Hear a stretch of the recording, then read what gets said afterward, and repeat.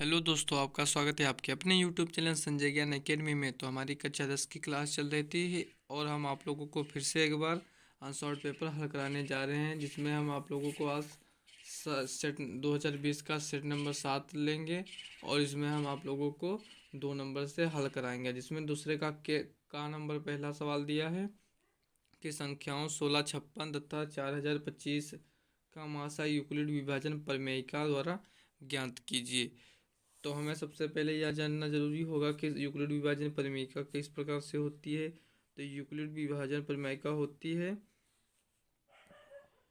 Euclid विभाजन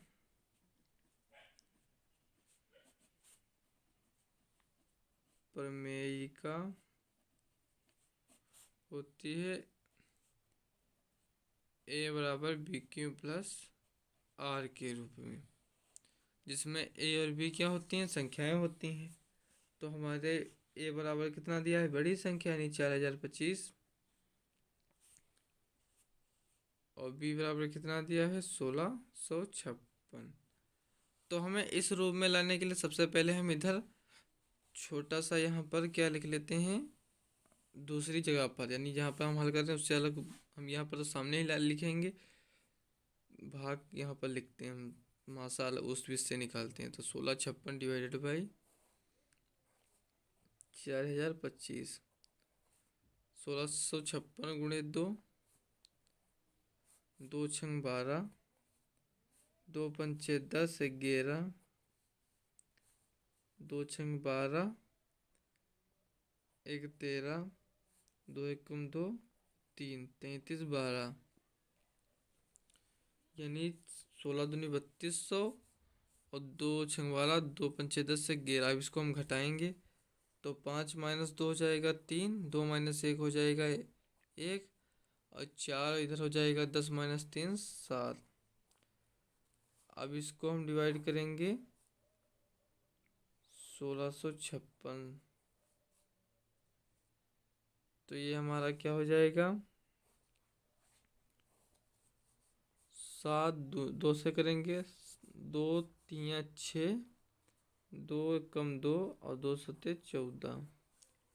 इधर हम माइनस करेंगे 14, 1656 में से 1426, तो 6 हो जाएगा 0, 5 कम माइनस 2 हो जाएगा 3, 6 से 4 जाएगा, बचेगा 2, 230 हो जाएगा।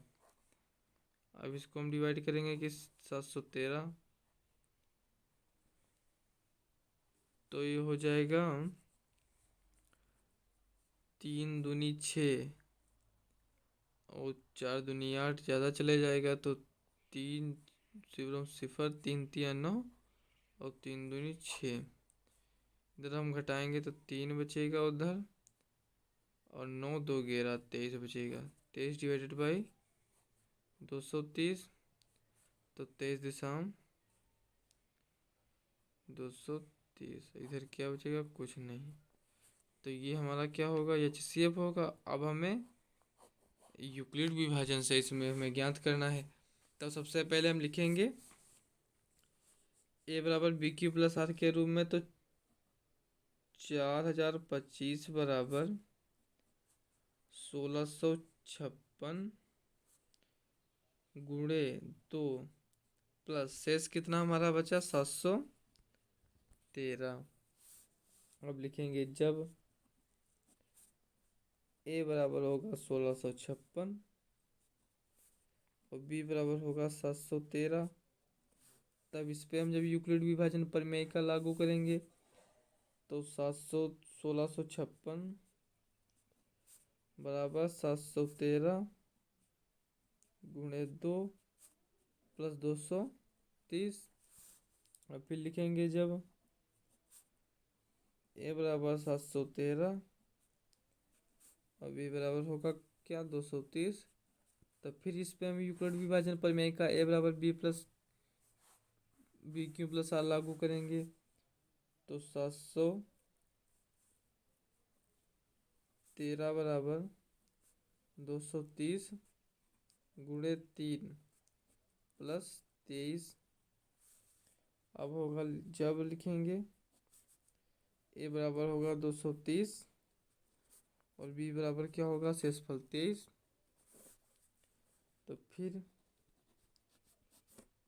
a बराबर बी क्यू प्लस आर से, तो a क्या हो जाएगा 230 बराबर 23 गुणे 10 प्लस 0। हमें यह प्रक्रिया तब तक करना होता है जब तक आर का मान क्या ना आ जाए, 0 आ जाए। तो ये क्या हो जाएगा, लिखेंगे अतः एच सी एफ बराबर क्या हो जाएगा 23। इसमें हम बी का मान 23 है, और 23 को यदि हम 10 बार गुणा कराएं और तो 230 के बराबर हो जाता है। हमें इसमें यही करना था। आइए अब हम दूसरे का खा नंबर सवाल देखते हैं। सवाल दिया है हमारा, जिसमें वर्ग अंतराल दिया है और बारंबारता दी है। इसमें हमें ज्ञात क्या करना है, ज्ञात करना है बहुलक, यानी बहुलक बराबर क्या है, क्वेश्चन मार्क।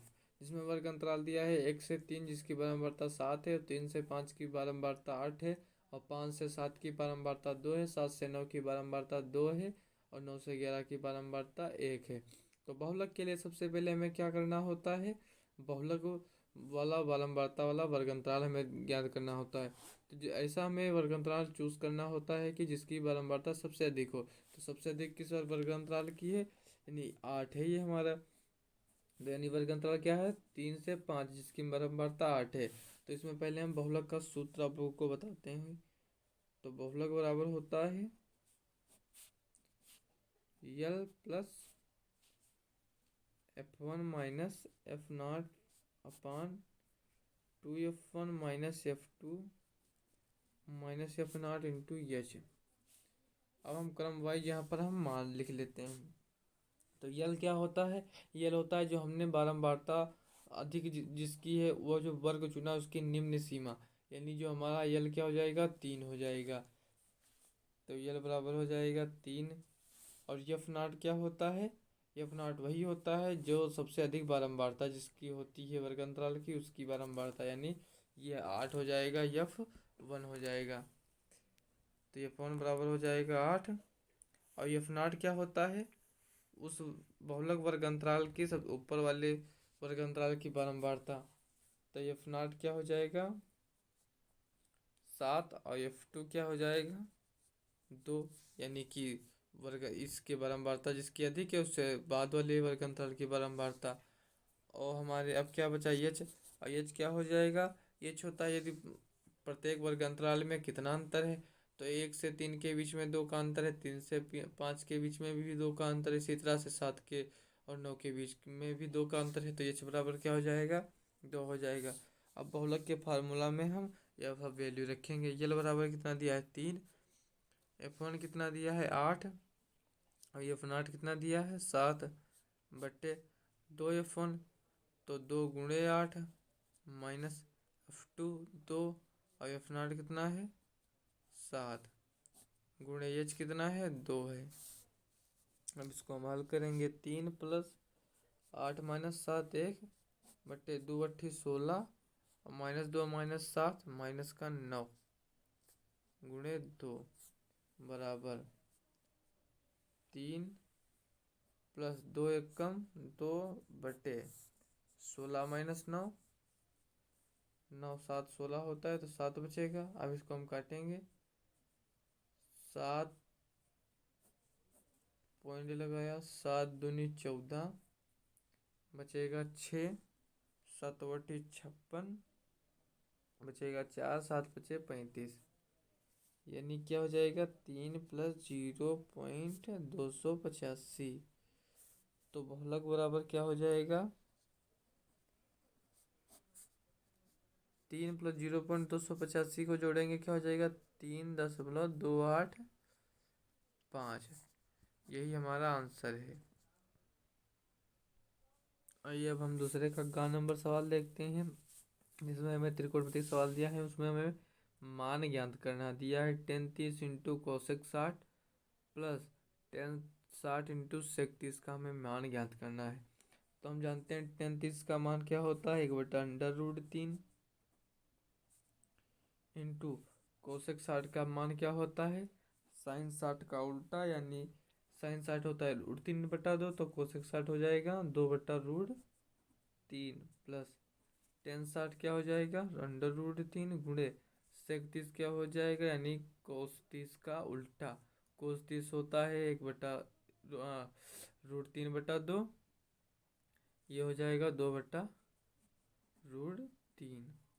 √3 से √3 कैंसिल हो जाएगा, इधर हो जाएगा 2, √3 इंटू √3 3 प्लस 2, 3 दूनी 6 दूनी, इसको लिखेंगे 2 प्लस 3 दूनी 6/3, 6×2 = 8/3, या इसको हम लिख सकते हैं 2 सही 2/3, यही इसका आंसर है। अब हम देखते हैं दूसरे का घ नंबर सवाल देखते हैं। सवाल दिया है त्रिभुज ए बी सी तथा त्रिभुज पी क्यू आर समरूप त्रिभुज है। यदि ए बी बराबर 1.4 सेंटीमीटर और उसकी संगत भुजा बी क्यू बराबर 1.6 सेंटीमीटर, तो क्षेत्रफलों का अनुपात ज्ञात कीजिए। तो हमें हम यह भी जानते हैं कि यदि कोई भी दो त्रिभुज समरूप हैं, तो यदि उनका परिमाप दिया हो तो उन दोनों त्रिभुजों के संगत परिमापों का वर्ग कर दें और उनका अनुपात रख दें, तो वह क्षेत्रफलों का अनुपात हो जाता है। इसी प्रकार से यदि दो त्रिभुज दिए हैं, उनकी संगत भुजाएं यदि दी हों, तो उनकी भुजाओं का वर्ग अनुपात में यदि हम कर दें तो क्षेत्रफलों का अनुपात हमें प्राप्त हो जाता है।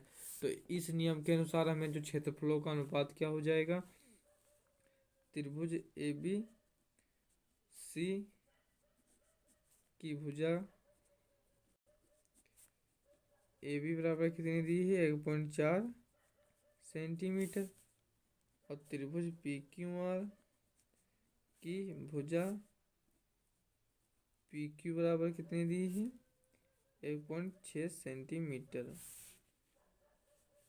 तो क्षेत्रफलों का अनुपात क्या हो जाएगा,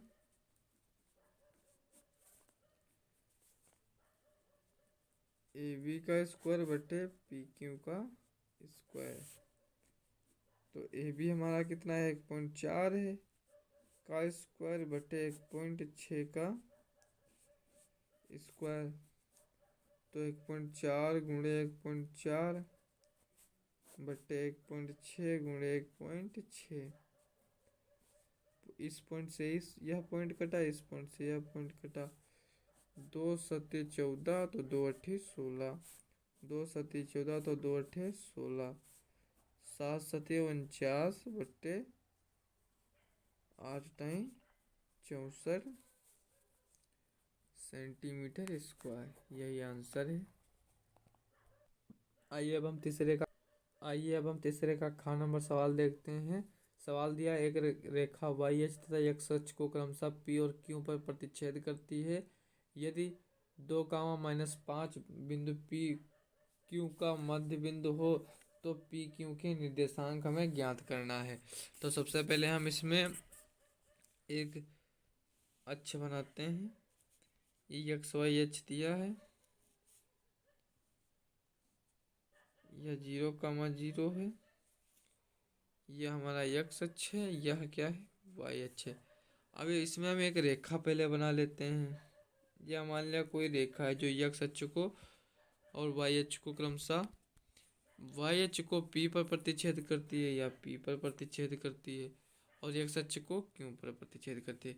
तो पी के निर्देशांक क्या हो जाएंगे, यानी पी क्यू एक्स का मान हो जाएगा 0 और वाई का मान, तो इसमें वाई रहेगा ही, तो इसके मान हो जाएगा 0, y तथा इसका मान हो जाएगा x, 0, क्योंकि रेखा पर ही बिंदु स्थित है। तो और इसका मध्य बिंदु क्या दिया है 2, -5, मान लिया मध्य बिंदु क्या है, इसको मान लिया n दिया कितना है 2, -5 है। तो हमें p और q के निर्देशांक ज्ञात करना है। तो अब इस हिसाब से हमें रेखा में क्या प्राप्त हुई, ये मान लिया P प्राप्त हो गई और यह क्या हो गई Q हो गया। इसके अनुसार 0, y हमने निकाल लिए और इसके x, 0 निकाल लिए।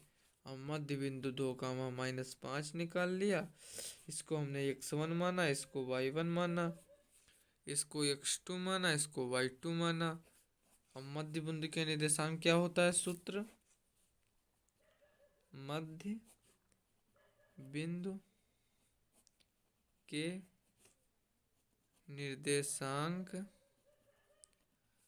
बराबर होता है x1 + x2/2 y1 + y2/2। यह फार्मूला होता है। तो इसमें मध्य बिंदु के निर्देशांक दिए कितने हैं? 2, -5 बराबर होगा x1 कितना हमने निकाला है 0 प्लस x2 कितना निकाला है x/2, y1 कितना है y2 कितना है 0/2। तो ये भी x, y का रूप है, ये भी x, y का रूप है।